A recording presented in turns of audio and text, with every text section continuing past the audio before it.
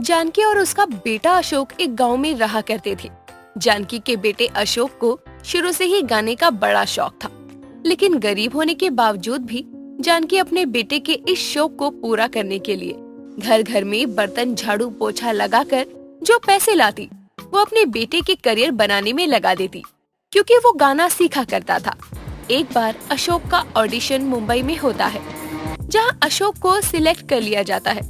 अब पहले गाने के दौरान अशोक अपनी माँ को याद करते हुए माँ का ही गाना गाता है।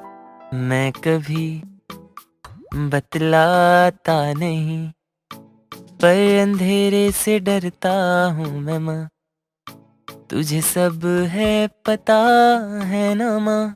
ये गाना जज को भी काफी पसंद आ जाता है। अब धीरे धीरे अशोक की तरक्की होने लगती है, लेकिन माँ तो अभी भी गांव में ही थी। और जब भी अशोक को उसकी माँ फोन करती तो अशोक कोई भी बहाना बनाकर फोन रख दिया करता।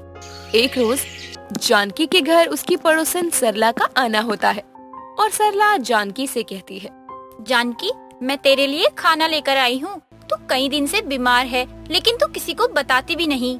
मैं बिल्कुल ठीक हूँ, बस थोड़ी सी कमजोर हो गई हूँ। अशोक को फोन किया था, पर अब वो तो बड़ा आदमी बन गया है, अपनी माँ से बात भी नहीं करता वो तो। बोल तो, मैं अपने बेटे को बोलती हूँ, तुझे अशोक के पास पहुँचा देती हूँ। वो भी मुंबई में ही काम करता है। अब वो अपनी दुखियारी माँ को कैसे अपनाएगा, जब वो फोन पर भी बात नहीं कर पाता तो। जानकी का बेटा उसे बात नहीं करना चाहता था, लेकिन जानकी यहाँ बीमार रहा करती थी। एक रोज जानकी अपने बेटे अशोक को फोन करती है। अशोक फोन भी उठाता है और जानकी अपने बेटे अशोक से कहती है, बेटा यहाँ तो सब ठीक है, लेकिन तुझसे मिलने की इच्छा हो रही थी, कब आएगा तू? मैं तुझे टीवी पर देखा करती हूँ और यहाँ सभी गांव वाले मुझे तेरे नाम से ही जानने लगे हैं अब।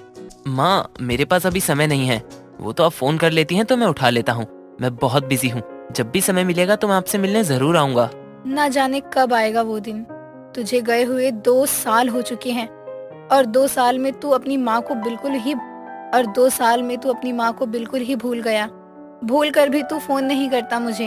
हाँ ठीक है ना, मैं आ जाऊंगा, रखता हूँ फोन। इतना कहने के बाद अशोक फोन काट देता है और जानकी फोन कट जाने के बाद खुद से कहती है, ना वो दिन कभी आएगा और ना मैं अपने बेटे से मिल पाऊंगी।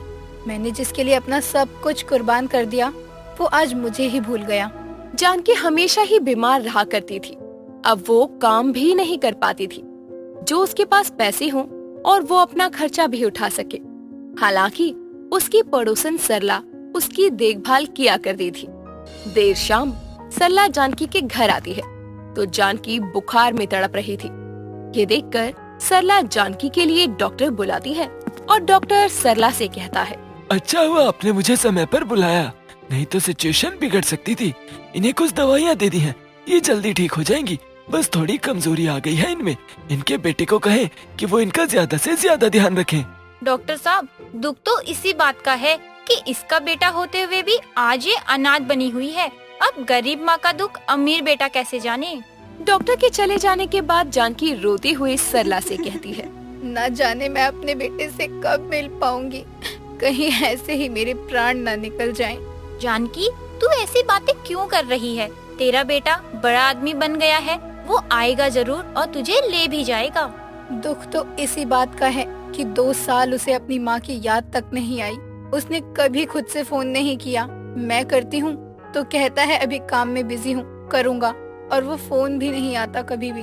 इधर अशोक इस बात को लेकर टेंशन में था कि उसे अपनी माँ को सबके सामने लाना होगा, क्योंकि अशोक के म्यूजिक कॉन्सर्ट में एक दिन ऐसा भी शो रखा गया था जहाँ सिंगर के पेरेंट्स को बुलाया जाना था। अब अशोक टेंशन में आ जाता है कि उसकी माँ को कैसे लाया जाए, लेकिन वो मन ही मन सोचता है, मेरी माँ तो बहुत सिंपल है और बाकी मेरे प्यार की तारीफ ही करेंगी और 2-4 लाइन मैं भी बता दूंगा। बहुत सिंपैथी मिलने वाली है। माँ को बुला लेता हूँ अपने ड्राइवर को भेजकर। अशोक की माँ को पेरेंट्स स्पेशल शो में बुला लिया जाता है। जिस दिन म्यूजिक कॉन्सर्ट होता है उस दिन अशोक की माँ को क्या क्या बोलना है वो सब अशोक बता देता है। लेकिन जब जानकी स्टेज पर पहुँचती है तो वो अपने बेटे के लिए 2 शब्द कहती है और वो शब्द थे, आज एक गरीब माँ अपने उस अमीर बेटे की कहानी बताने जा रही है जिसने दूसरों के घर में झाड़ू पोछा बर्तन करके पैसा कमाया, लेकिन एक दिन अचानक वो अमीर हो गया और उसने अपनी गरीब माँ को फोन तक करना जरूरी नहीं समझा। गरीब माँ ने किया तो उसके अमीर बेटे ने हमेशा से ही उसे नजरअंदाज किया। ये 4 लाइनें सुनकर जज को बहुत बुरा लगता है। यहाँ तक कि अशोक को भी एहसास होता है कि उसने अपनी माँ के साथ जो भी किया वो बहुत गलत था। अब अशोक की माँ जानकी गांव जाने का फैसला करती है, लेकिन अशोक अपनी माँ को साथ रखने की बहुत जिद करता है। लेकिन जानकी अपने गांव रहने आती है और अब धीरे धीरे अशोक की शानो शौकत दौलत शौहरत मिट्टी में मिल जाती है। हालांकि जब अशोक के साथ बुरा वक्त शुरू होता है तो वो अपनी माँ के पास जाता है और अपनी माँ को गले लगा कर कहता है, माँ, मैं वो अभागा बेटा हूँ जिसने अपनी माँ के आंसू के पीछे का दर्द जानने की कभी कोशिश नहीं की, और आज देखो फिर से वही अशोक बन गया हूँ जो आज से 3-4 साल पहले था। मुझे माफ कर दो, गलती मेरी है जो मैंने तुम्हें बड़े बड़े सपने दिखाने के लिए मेहनत मजदूरी की, लेकिन मेरे अमीर बेटे ने अपनी गरीब माँ का हाल जानने की कोशिश तक नहीं की। मुझे माफ कर देना, मुझे एहसास हो गया है कि माँ के बिना जिंदगी कैसी होती है। हालांकि अशोक को जब तक ये एहसास हुआ कि उसकी माँ जानकी को अकेला छोड़कर अशोक ने अपनी माँ को दुख दिया, बल्कि अपने बेटे होने का फर्ज भी अदा नहीं किया, उसके कुछ ही दिनों बाद जानकी की मौत हो गई। जानकी के मर जाने के बाद अशोक की जिंदगी मानो नर्क बन जाती है। उसे काम मिलना बंद हो जाता है और अशोक अपने गांव में जागरण में गाना गाया करता, जिससे उसे एक वक्त के पैसे का इंतजाम मिल जाया करता। एक रोज उसकी पड़ोसन सरला अशोक से कहती है, जब तेरी माँ जानकी थी तो वो यही बिस्तर पर लेटी रहती, तेरे आने का इंतजार करती थी, और आज वो नहीं है तो देख तो कितना अकेला हो गया है तू। माँ क्या होती है तुझे बहुत देर में एहसास हुआ। हाँ सरला चाची, मुझे बहुत देर बाद इस बात का एहसास हुआ। तब तक मैंने अपनी दुनिया अपने हाथों से बर्बाद कर ली। मुझे तो भगवान भी माफ ना करे। वो तो मेरी माँ थी, लेकिन मेरी माँ ने जाते जाते मुझे आशीर्वाद ही दिया। माँ तो आखिर माँ होती है, माँ की कमी कोई पूरी नहीं कर सकता।